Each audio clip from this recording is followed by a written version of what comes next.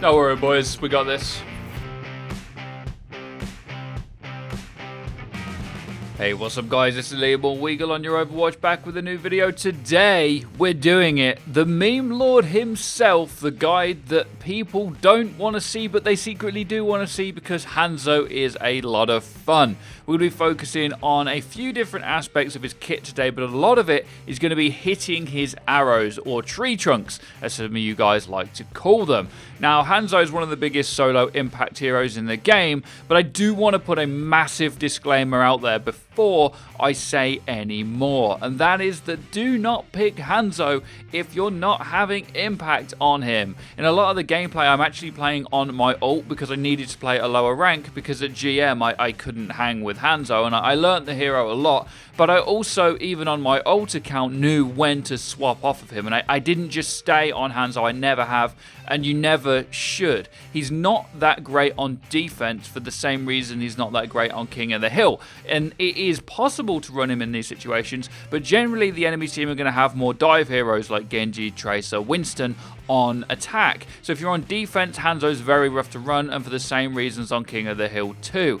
When to swap off of Hanzo is just as important as when to stay on him or pick him in the first place, and you have to learn this, because just like Widow, if you stay on Hanzo and don't hit shots, you're going to be throwing the game. So the first thing I want to go into is how to train your aim with Hanzo. Now, I will go into percentages and break all of that down in a little while, but I want to just talk about specifically how to train, because I did a McCree guide the other day, but something people wish I had mentioned was how to actually practice your aim in a practical manner. Now, people do this in different ways. Some people even go to CSGO to practice because it's so good, because you have to be so accurate in order to get kills. Now, of course, Hanzo is a projectile character, so it's a little bit different because you have to compensate for travel time when you're trying to shoot somebody. So CSGO might not be quite as practical, but still, it's raw aim, crosshair placement, things like that, fundamentals you will learn on CSGO. But in terms of Overwatch, what a lot of people do to practice with all kinds of different heroes is to go into a private match, put headshot only on, turn the bots up to a very difficult mode, and make sure it's Ana only. That way she can't kill you, but she's always jumping all over the place and healing herself, and it gives you the opportunity to try and hit more shots on her. This is one very good way to practice Hanzo. The other option is, of course, quick play, but please, for the love of God, don't practice him in competitive, because that is not fair on your teammates. Practicing in private matches, all good and that, but obviously the real practice you're going to get is when you play the game. Now, one thing I want to mention straight away is that he has so much damage that don't always think you have to hit money headshots across the map. If you can hit body shots, you're still doing 125 damage, which is only 2 shots you have to hit on most heroes in the game. So don't always be concerned about always hitting headshots, because you're still always doing a big chunk of damage. And always remember as well that he is a pick-off hero, so he's particularly good on attack on Hanamura or any 2CP or hybrid map where you can get kills quickly, because a lot of the time your team are poking at the choke on these maps, and if you can take Hanzo or Widow and get picks, that's a very popular alternative to a team that don't want to move or dive, and that's where he sees a lot of use. Now, I want to go into percentages and actually how to hit more shots with Hanzo. So, at close range with Hanzo, you don't have to compensate too much for the arrow travel time. Now, you do need to remember that you have to drag your arrow all the way back to do maximum damage with all of his utility other than his ultimate. So, his scatter and his recon arrow, both, if you don't pull them all the way back when you shoot them, they will do less damage, including all 6 of the scatters that come out will do a lot less damage. It's actually less than a third of the damage, so you need to try and pull the bow back all the way. Of course, if someone's got 10 health, then you can try and do a quick little flick, because that will kill them, but then you've got to compensate more because the travel time is actually slower. So what do I mean by percentage shots? Well, at close range, as I say, you don't really have to compensate for too much movement. It's a lot easier to predict someone's movement at close range, and you can pretty much just aim at their head, because it's always going to move really, really fast. Now, when you get to medium range is where percentage shots become very, very interesting, because every time you try to take a shot, you've got to be guessing where the enemy is going to be moving to. Now, I actually mentioned this about Widow in a video the other day. say someone's on your screen and you want to flick to them with Widow. With no travel time whatsoever, she's a hit scan. When she shoots, it does damage. Well, if someone's on your screen and you flick to them perfectly and shoot, to the best of your knowledge at that time, so an instant reaction, let's say a quarter of a second, you flick and shoot, and you've actually hit the perfect shot. Well, if she in that time happened to move in the other direction, then you would have missed that perfect shot, if that makes sense. So there's always these percentages with every hero in the game, and they're multiplied by Hanzo because his arrow not only dips but moves slower than most projectiles, and even slower than that if you don't have a full charge.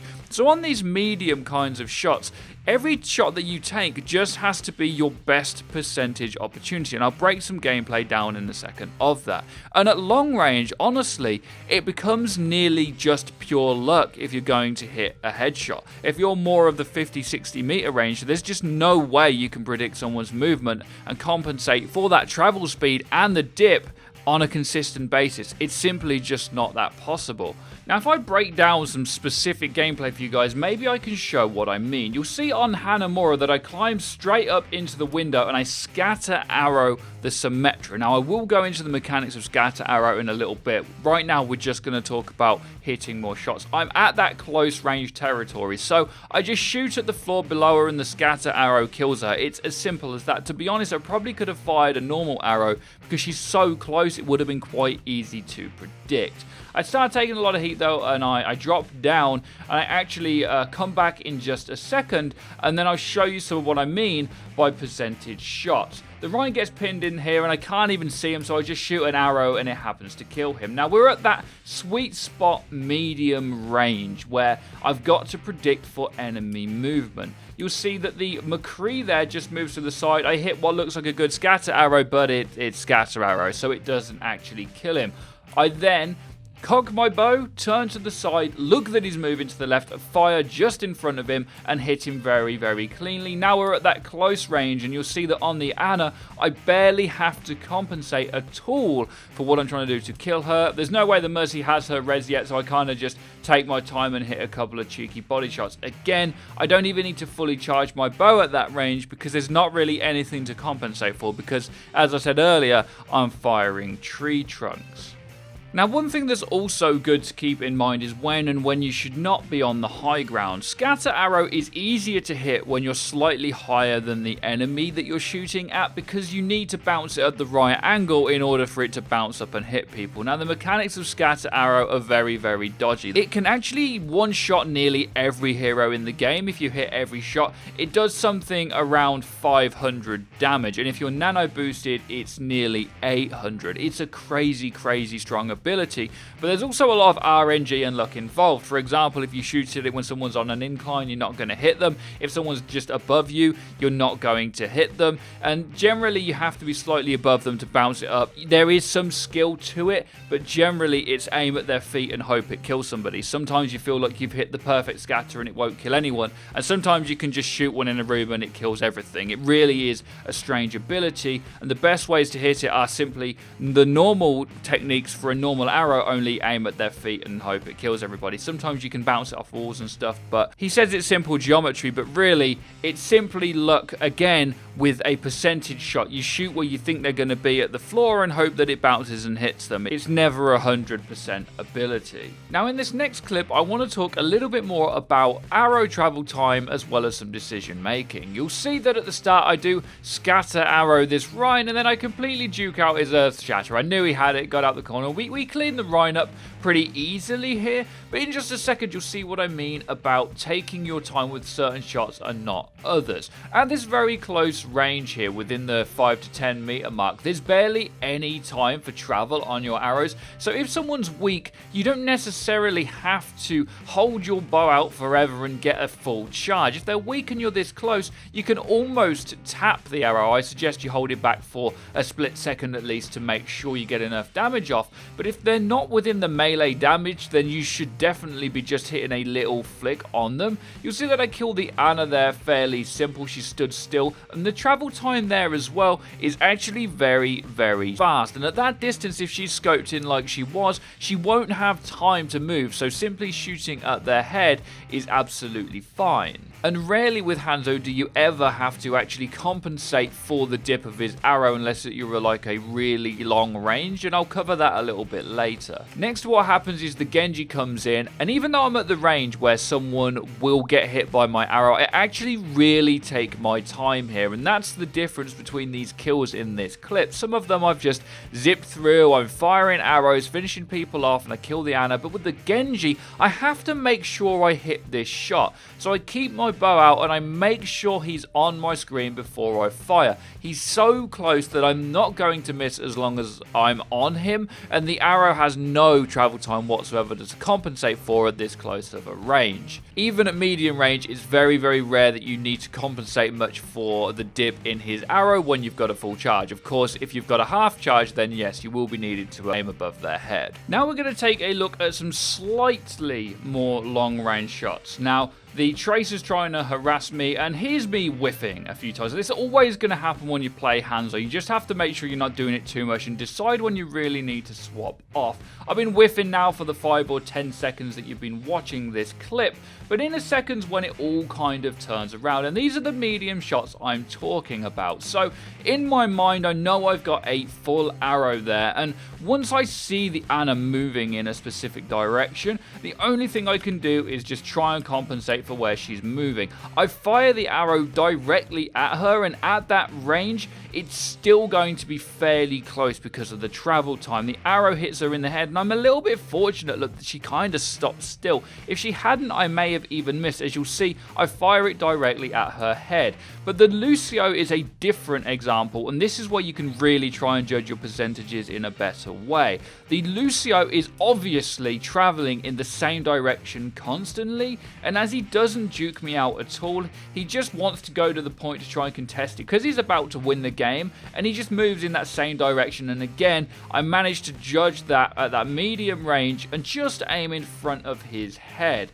Now, there's certain heroes that move a lot more than others, of course, and when someone's moving vertically, that's when it's very difficult, especially if it's a Pharah or something flying through the sky. Now, I've shot Pharahs out of the sky before on Hanzo, but the percentages just become infinitely more difficult because she can move left, right, up, down, depending on speed boost. She can concussion blast, and this is all at the same time as her shooting rockets in your face. So for her, she's a lot more difficult to judge. Now, back into the next fight, there's a Tracer at close range. Scatter arrow skill. You'll see, as I mentioned before, you just shoot at their feet and it will melt most squishies in the game. I kill the soldier, and then unfortunately I die. Now I want to get right into the nitty gritty stuff, the decisions made in each second, and also the difference between making flick shots and crosshair placement predictions. Now back to that guide I made the other day on aiming, that will teach you fundamentals of crosshair placement. So if you don't know what that is, I suggest you watch it. It's basically being at the right place at the right time to again get the best percentage opportunity. That video may help you guys out quite a lot. Now in this clip there's a soldier up on top, and this is a simple crosshair placement judgment call. You'll see that the guy's moving left and right in a fairly predictable manner. Not 100% chance I'm going to hit him, but he's moving in a way where I can predict it. You'll see that I just keep my crosshair in the right place and I hit him straight in the head. There's no flick there. I tried to flick to it just before the crosshair placement shot, but this is just a simple shot and a fairly easy movement pattern to predict. Now the Ana comes behind me and I hit two, again, simple crosshair placement shots where I don't really have to think about it too much because I know where she's going. The same with the Pharah that flies up in the air. I don't have to really flick to her. I kind of just follow up and then shoot on her because she's so close at that sweet spot range I was talking about earlier. And the same with the Rhine and this whole clip. All of these clips are simple prediction methods. You'll see the soldier comes in here, and again, I try to keep my crosshair at the right height, and that's what crosshair placement is. It's being at the right place, and then I hit that percentage shot on the second shot on the soldier. No flicks needed. Now in this next clip, I can show you what I mean by a flick shot. Now this is a combination of skill from Crosshair Placement and using the character more often. You'll see that the enemy team are all balled up and I'm kind of just looking for a kill, but the Symmetra gets anti-naded, which instantly I think I need to flick to this target and kill it. And that's what a flick shot is. You have your Crosshair Placement where you want it to be, but if they're too far away, you simply have to have the right sensitivity and the right DPI in order to have the right skills in your kit to be able to flick to that target. So I'm about the right height, but I see she's anti-naded. I flick to the side and I get that kill on her.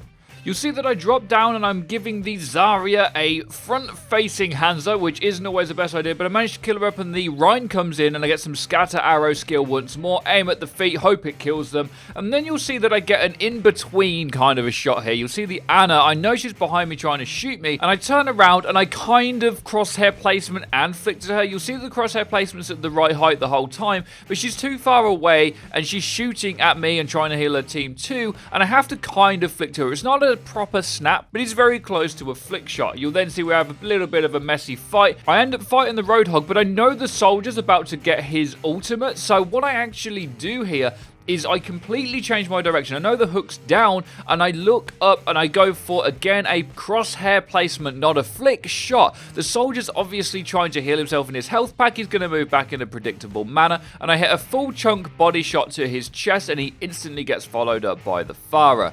I then turn back around to try and kill the Roadhog. Now, what I'll do now is put a few more on-screen examples of flick shotting, and they are the lower percentage of the types of shots you want to hit. Your Crosshair Placement should always be at head height or in a place so that your arrow will dip and hit people in the head at full charge, of course. And making a flick shot is simply where you have to. You don't want to be flick shotting all the time. That's not reliable. Actually giving yourself, back to the start of the video, the best percentage chance possible for every shot is the best way to hit more shots with Hanzo, and you flick where you absolutely need to. Now, long range is an example I haven't shown you guys, and there's a reason for that. Is I've hit long range shots before, but I don't see how they help in a learning context because the percentages are so small. Generally, if you hit a super long range shot, it's two things. One, they're standing still like a Widowmaker. Hanzo can be very good against Widowmaker, which is something people don't realize because she doesn't move very fast for you to be able to miss her that easily. So at a long range, yeah, he's okay against Widow because he can just peek out and take the shot.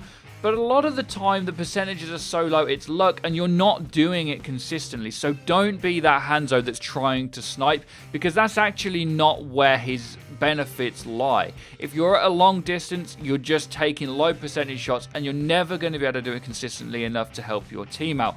Medium range is the best place possible, and a mixture of high and low ground, depending on who you're fighting, is the best thing to do. But high ground miles away from your enemy or close range on the same level, it's just not a competition. You shouldn't be far away, and you're always better off at being a bit too close than a bit too far, simply because you can hit arrows a lot easier. Now, percentages don't just apply to Hanzo, they apply to just about everyone in the game. So it's a good philosophy to apply to everybody, but Hanzo is the biggest hero in the game for percentages. All of his kit relies on them, even down to his ultimate. Firing a random ultimate is down to percentages. You have to guess that they're in the corridor, where they're going to run, and will it wipe enough people?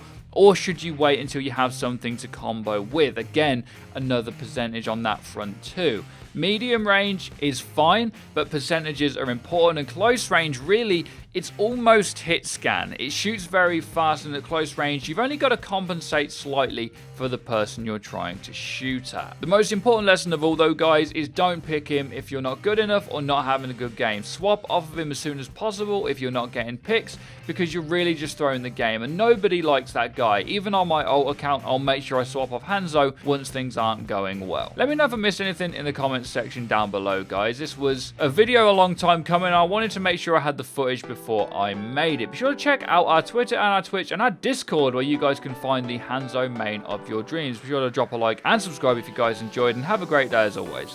Take care and peace, people.